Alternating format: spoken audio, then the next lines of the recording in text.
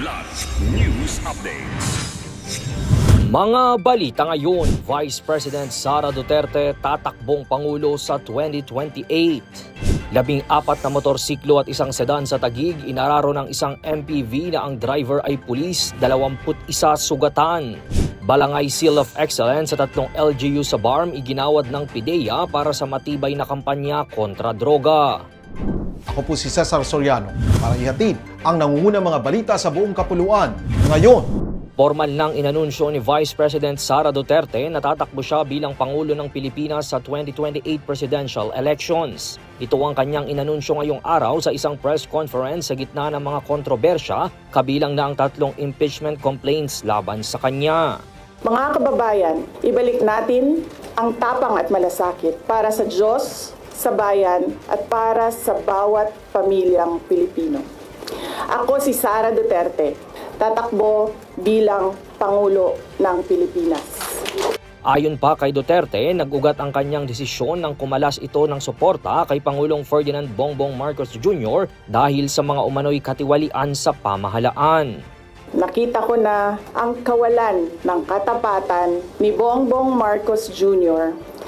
sa mga pangakong binitawan noong kampanya, pati na sa kanyang sinumpaang tungkulin para sa bayan.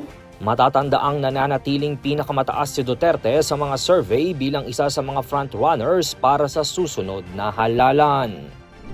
Arestado ang isang aktibong police staff sergeant ng Philippine National Police Aviation Security Group o AVSE Group matapos makita sa CCTV ng araruhin ng kanyang MPV ang 14 na motorsiklo at isang sedan sa barangay Tuktukan, Taguig City. Nangyari ang insidente sa Cayetano Boulevard nitong Lunes ng gabi. Ayon sa ulat, umano'y nagkaaberya ang preno ng sasakyan kaya nawalan ng kontrol ang driver at bumangga sa magkakasunod na sasakyan.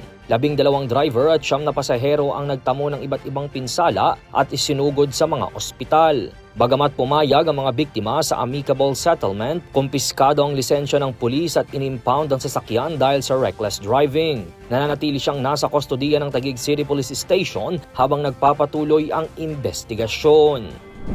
Ginawaran ng Balangay Seal of Excellence ng Philippine Drug Enforcement Agency o PIDEA BARM ang 3 lokal na pamahalaan bilang pagkilala sa mahusay na pagpapatupad ng Barangay Drug Clearing Program.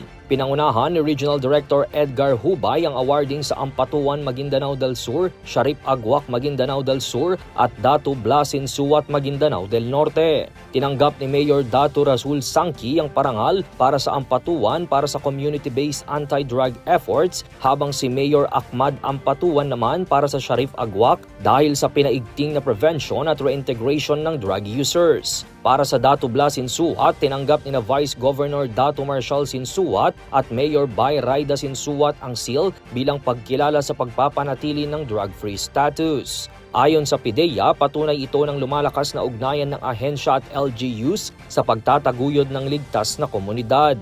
Ibinunyag din na mahigit kalahati ng mga barangay sa Lanao del Sur ay cleared na sa iligal na droga. Para sa Kidlat News Channel, ito si Jai Reyes, nag-uulat.